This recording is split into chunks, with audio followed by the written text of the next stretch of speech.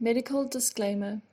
All the information provided in this video by Morgan's FPIES journey is of a general nature and is furnished for production purposes only. No information is to be taken as medical or other health advice pertaining to any specific health or medical condition.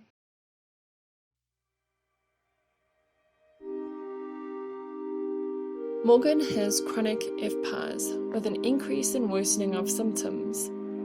Morgan was suffering from failure to thrive, recurrent respiratory tract infections, and required a large volume of chronic medications to manage the recurrent infections.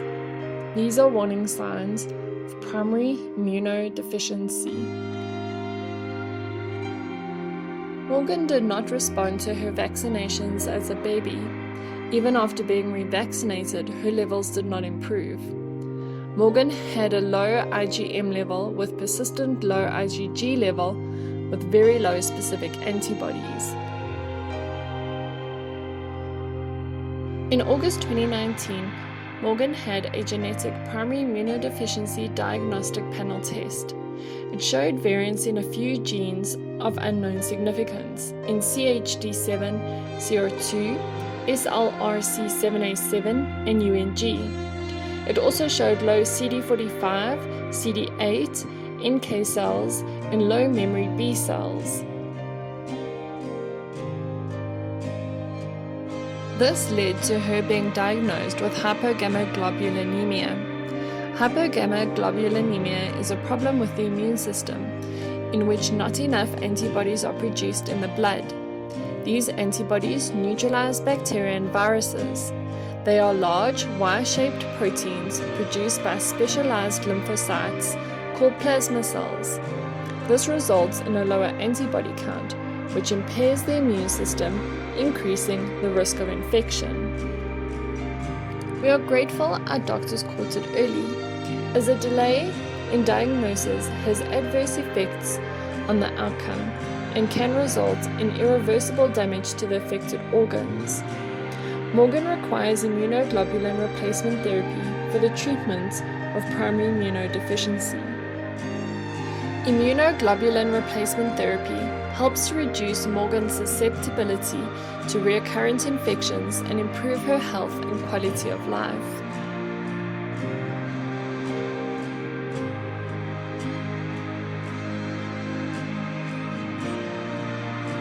The first step is to take Morgan's injections out of the fridge. It's very important that Morgan's injections are kept between 2 and 8 degrees when being stored. However, when administering the bariglobin, it is best to bring it to room temperature.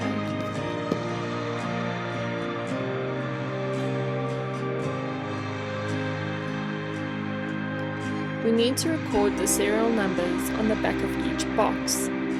In case of an anaphylactic reaction, we need to know which batch of bariglobin Morgan received.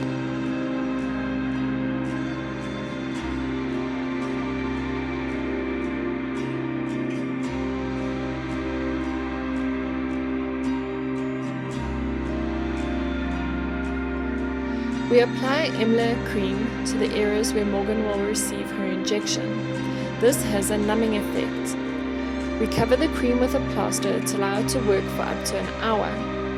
Morgan has 2 separate injection sites. This is because it's too much medication to put into one site.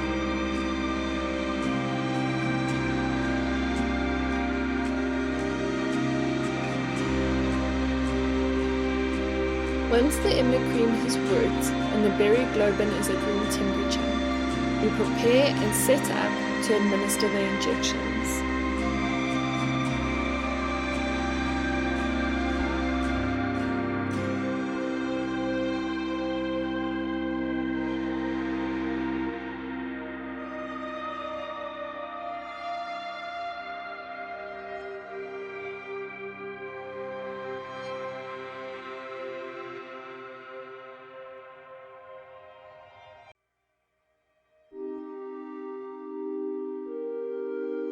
We also give Morgan a dose of paracetamol to assist with the pain and discomfort.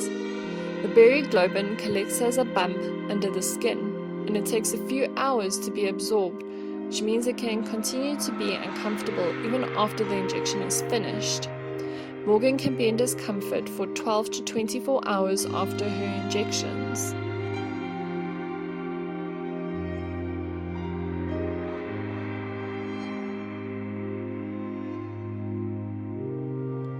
When everything is prepared and ready, we need to remove the immunocream patches and clean the area.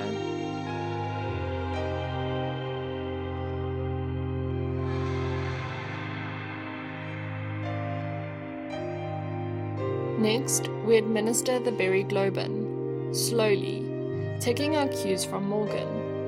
If Morgan complains of pain, we slow it down, give her a break.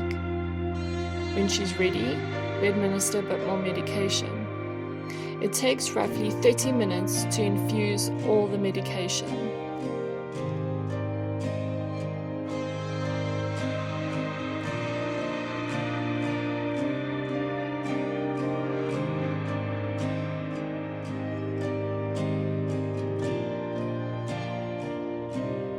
Once we remove the needles, we cover the sites with Morgan's characters of choice. Today, Morgan has chosen Frozen and a bunny. She really enjoys choosing her plasters and likes being in control of this decision.